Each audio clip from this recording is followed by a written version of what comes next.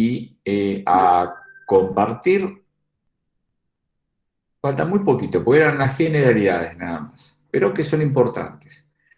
Estábamos entonces habíamos terminado el tema de la colocación de rutina del acceso vascular periférico, por qué sí, ¿no? También hay un por qué no, que dice que, bueno, que se medicaliza algo que no debiera hacerlo, que el trabajo de parto es fisiológico, que no hace falta la medicalización de ese trabajo, porque se pierde la fisiología, se pierde la cosa natural en la que debe transcurrir. No estamos en contra de eso si sabemos que lo vamos a tener que usar y que se hace termina siendo una indicación, ¿sí? Pero ya sabemos el por qué sí. En relación a acompañamiento y apoyo, ¿sí? Durante el trabajo de parto, ninguna mujer debe quedar sola durante su trabajo de parto, ¿sí? Puede pasar, siempre uno busca que sea una cantidad mesurada de personas, ¿sí? No puede ser un lugar de tránsito de muchas personas. Primero porque la que está en trabajo de parto generalmente no va a estar muy cómoda si hay presencia de muchas personas. Eso uno lo empieza a hablar con la paciente, ¿no? Decimos, bueno, ¿quién quiere que pase? ¿Quién quiere que esté? ¿Y cuántas personas usted quiere que estén a su alrededor? Porque quizás está, digo, no sé, el marido y quiere pasar la madre, la abuela, la hermana. Entonces, la mujer se le puede hacer muy difícil empezar a decir quién sí, quién no. Entonces uno lo va charlando desde el inicio del trabajo de parto, cuando va a hacer la recepción de la paciente, y pregunta sobre el caudal de visitas que uno espera que siempre sea muy controlado para que el trabajo de parto transcurra de la manera más cómoda posible para la persona que lo va a transitar, ¿sí? Que en este caso quien sobrelleva la carga más pesada es la mujer que está embarazada. Entonces eso uno lo va charlando, pero si no está el marido y dice, mira, está mi pareja, que pase, quiero que pase mi mejor amiga, que pase, quiero que pasen mis papás, perfecto. No importa quién, sino que se esté acompañado, ¿sí? Eso, la evidencia dice que se transita mucho mejor el trabajo de parto estándose acompañados que estándose solos, ¿sí? Además, el paciente, uno puede invitarla a que deambule y hacerlo en compañía de alguien que no sea el enfermero, es bienvenido por una cuestión de seguridad y pertenencia. Entonces, se hace indispensable el acompañamiento durante el trabajo de parto. Además, recuerden que a veces en las salas de parto tenemos varios boxes con mujeres en la misma situación. Entonces, cuando yo estoy dedicado a la atención de la paciente que está en el box B, desatiendo la de la A y la C, por ejemplo, que era lo que nos pasaba en el hospital Álvarez, que es donde siempre solemos ir a hacer nuestras prácticas. Entonces siempre hay que estar acompañados, ¿sí? No hay ningún momento donde uno tenga que hacer salir a alguien. El acompañante, sea quien sea, con conformidad de la gestante, puede estar durante todo el trabajo de parto, desde el periodo dilatante, el periodo de expulsión fetal y el periodo de alumbramiento placentario. Eso en relación entonces al acompañamiento y la importancia de que estemos acompañados, evitar el acompañamiento entra dentro de lo que se llama violencia obstétrica. Así que ojo con ese tipo de decisiones de acá nadie entra, acá nadie puede estar, usted sí, usted no, porque eso puede caer en una figura que hace a la violencia obstétrica. Para casi terminar, eh, esperen, sí, casi ya terminamos. Dolor y analgesia. Todo trabajo de parto duele y el dilatante se lleva todos los galardones de que es el momento donde más se duele, ¿sí? Y más se padece el dolor. Y mucho más cuando hay complicaciones o lo que se llaman distocias, ¿sí? Durante el trabajo de parto, nosotros llamamos a las distocias a cuando hay dificultad de sobrellevar un parto que se creía normal, deja de serlo. Por ejemplo, se paró la dilatación y el borramiento del cuello uterino, el feto cambia de posición, se pone en podálica, ¿sí? Podálica es ponerse como de cola, ¿sí? La cefálica es lo normal, podálica sería de cola, y eso hace a una distosia, ¿sí? Eh, Todo eso y el mismo trabajo que se prolongue, ese periodo dilatante que se prolongue, que tenga una latencia larga, promueve que haya mucho más dolor. Y si se están consumiendo uterotónicos, como la oxitocina, que aumenta la frecuencia y la intensidad de las contracciones, más dolor aún. Entonces, per se, es decir, por sí mismo, el trabajo de parto duele. Las recomendaciones, recuerden que estamos leyendo un artículo que es, esto es nacional, no es extranjero, pero es un convenio casi mundial, ¿no? Que es la naturalización del trabajo de parto en todos sus aspectos. Es decir, hacer transitar el parto como algo fisiológico y nunca como algo patológico. Está bien, no estamos en desacuerdo con eso, pero el dolor es algo que aparece y hay que poder controlarlo. Las medidas antálgicas, ¿sí? Cuando yo digo medidas antálgicas, ¿qué estoy diciendo?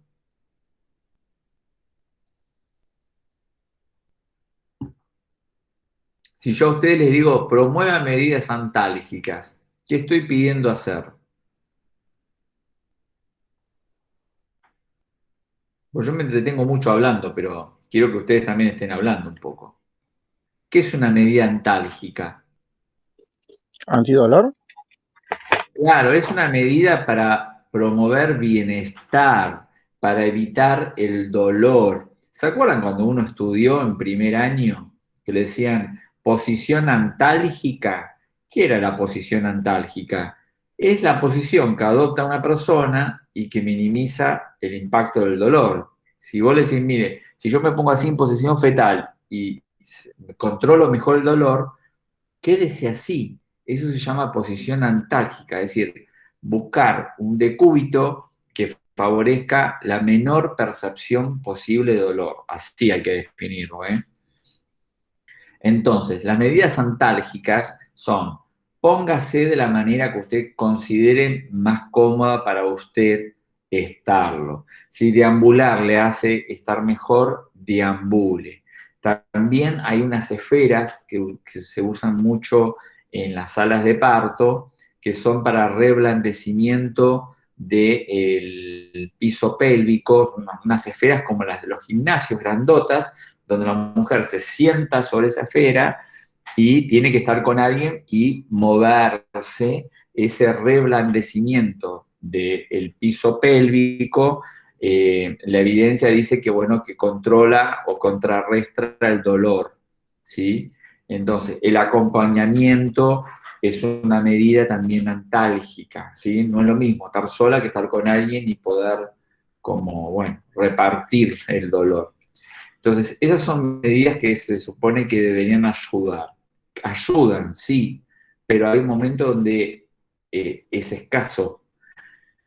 La oportunidad de analgésicos generalmente no se suelen dar, ¿sí? Les digo lo que suele pasar. No sé si alguno tiene la experiencia para contarnos, pero en el trabajo de parto no suelen inyectarse de forma parenteral, endovenosa, analgésicos, ¿sí?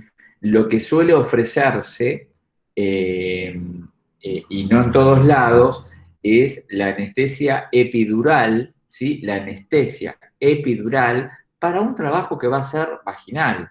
Recuerden, la anestesia epidural no es cesárea solamente, no, es un método de control del dolor. ¿Sí?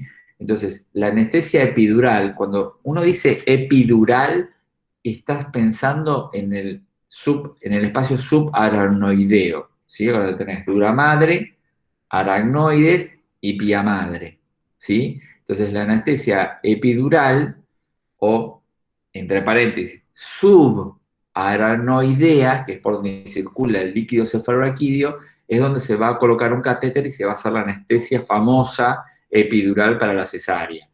Pero si yo estoy en un parto que se va a hacer vaginal, pero hay mucho dolor, puedo pedir también la anestesia epidural. No está mal, la podés pedir perfectamente. Lo único que se recomienda es que hay que esperar por lo menos 5 centímetros de dilatación para poder emprenderse tratamientos farmacológicos epidurales. Para terminar esto, vamos a ver un video, a ver, quiero ver si ustedes lo escuchan y lo ven, me dicen. ¿Lo están viendo el video que estoy compartiendo y escuchando? Sí, sí, estamos Sí, viendo. ok.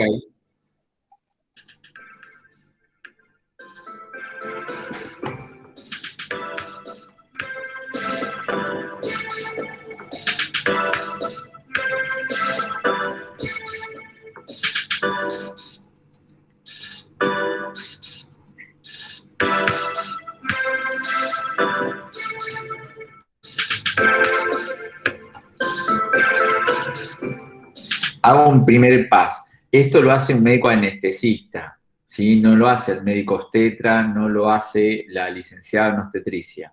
La anestesia epidural tiene que estar en manos de un anestesista, ¿sí? No lo puede hacer cualquier otro profesional. Y un detalle, no es esterilización de la piel no se esteriliza. ¿Qué se le hace a la piel? Les pregunto a ustedes. Asepsia. Muy bien, se le hace antisepsia a la piel, ¿sí? Acá es un error de traducción, ¿sí? Ellos dirán esterilización de la piel. Lo que está estéril son los recursos, ¿sí? Pero no es la piel, obvio. Sigamos.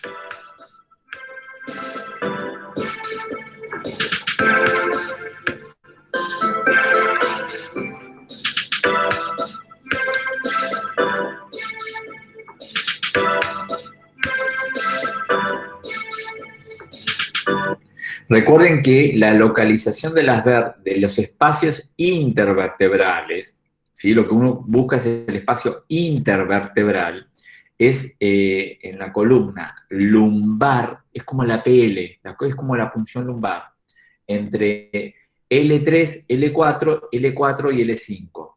Ese es el lugar intervertebral donde vamos a ir a colocar nuestro catéter, ¿sí? Epidural. ¿Y cómo me doy cuenta? ¿Dónde están esas 3 vértebras que tienen sus espacios intervertebrales?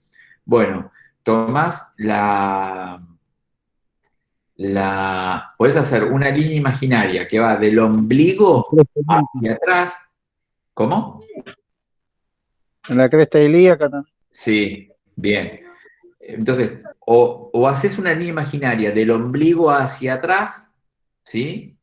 Y ahí tenés un poco esa localización, o las crestas ilíacas las tomás, que recién la anestesióloga lo hizo, toca las crestas ilíacas y donde une con los pulgares, ahí estás en esos espacios intervertebrales que es donde se espera poder hacer la punción para colocar el catéter, entre L3, L4, L4, L5.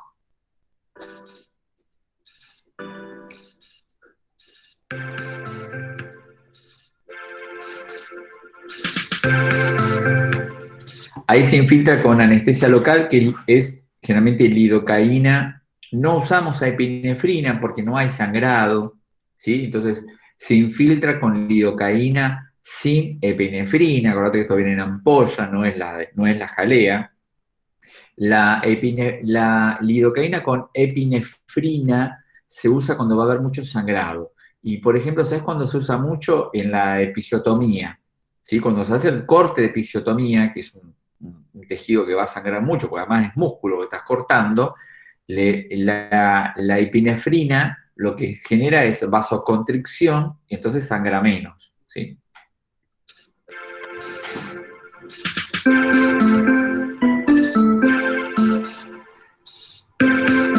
Eso se llama ABON, se hace un ABON de anestesia local, ABON de anestesia local.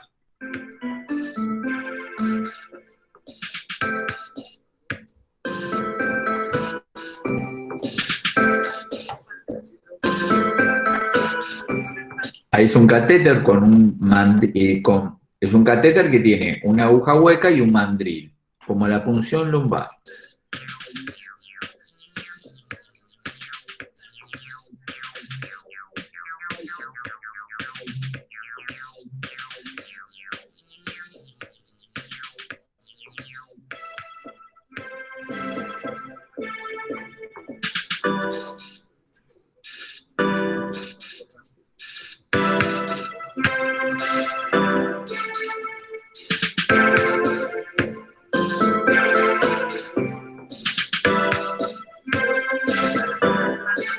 Ahí ya se inyectó, generalmente, bueno, es como que mucho le inyectó, a mi parecer es como que mucho. Primero se deja que caigan unas gotitas de líquido cefalorraquídeo, luego se inyecta apenas 1 mililitro de solución salina como para corroborar la permeabilidad, nada más.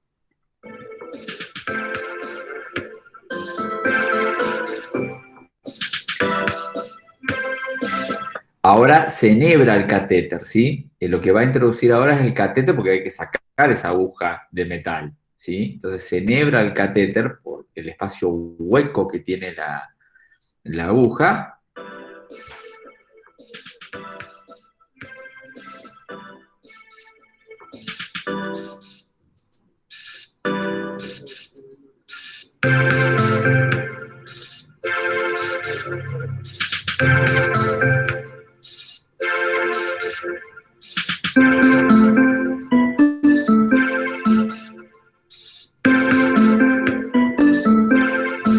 Y en la medida que vos vas introduciendo el catéter, vas retirando de a poquito la aguja.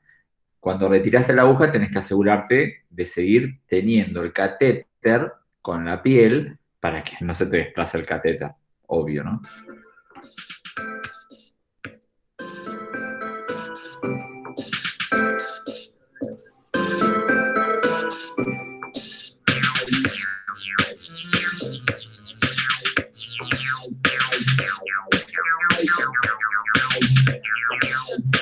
Ahí se enhebra lo que sirve para empalmar el catéter, se dice empalmar porque se va a unir. Se empalma el extremo del catéter, ¿sí?, con el filtro que se va a usar para pasar la medicación.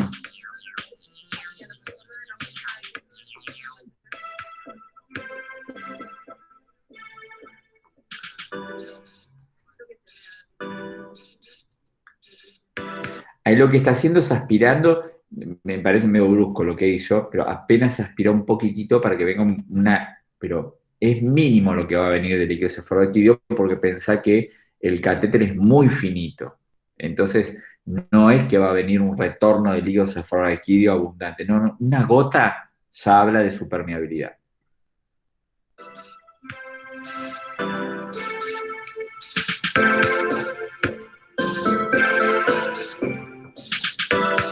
Ahí se usa un filtro para pasar la medicación.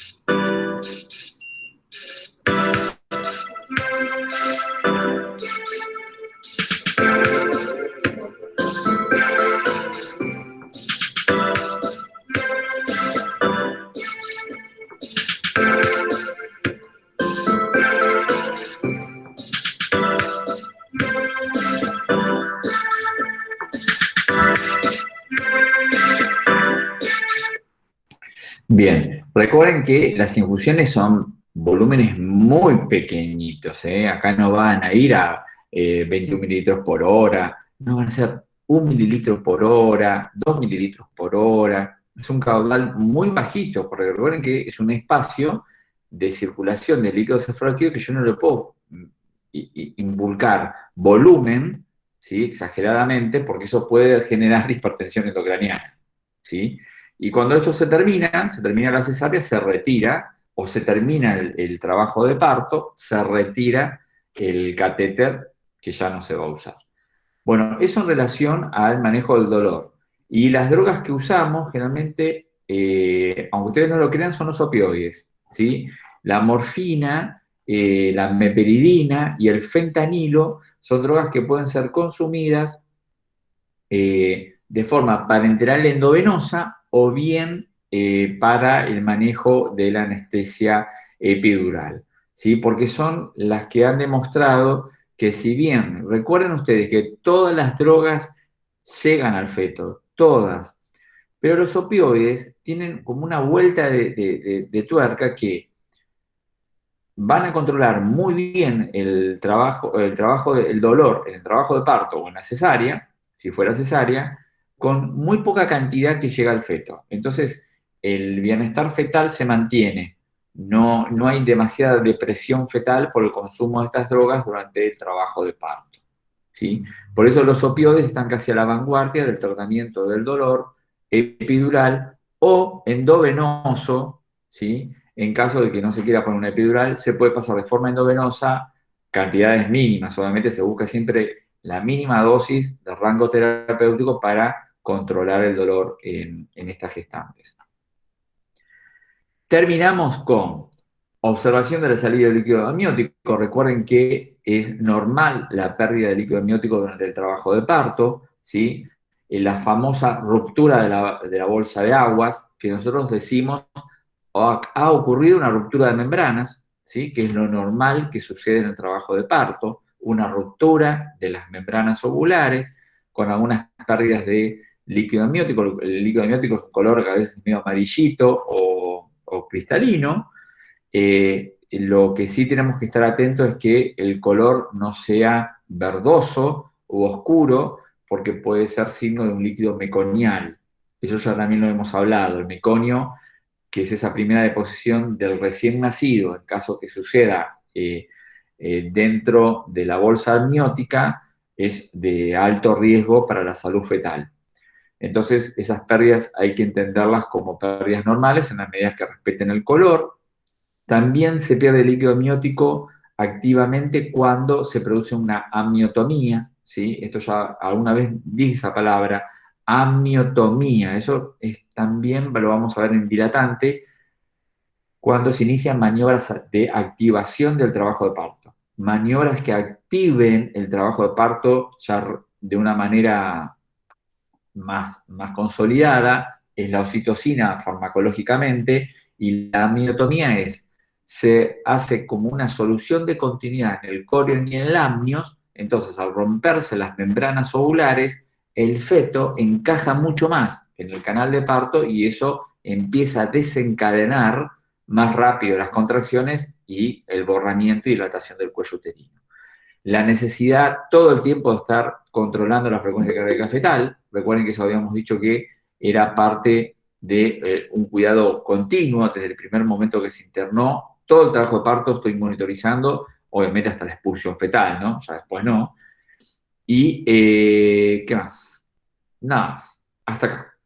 Ya el lunes vamos a empezar con el periodo de trabajo de parto dilatante como tal, ¿sí? Pero ya vimos todas las generalidades que son muy, muy importantes porque están en manos de los enfermeros. Todo lo que vimos es trabajo de enfermería, salvo obviamente el control del dolor con la epidural. Pero lo demás es todo lo que hace el enfermero desde el momento cero que ingresa la paciente con su fecha probable de parto, con su trabajo de parto emprendido. El lunes, ya les voy a dejar los links, vamos a empezar con el periodo dilatante de trabajo de parto. Bueno, ¿alguna pregunta, alguna consulta?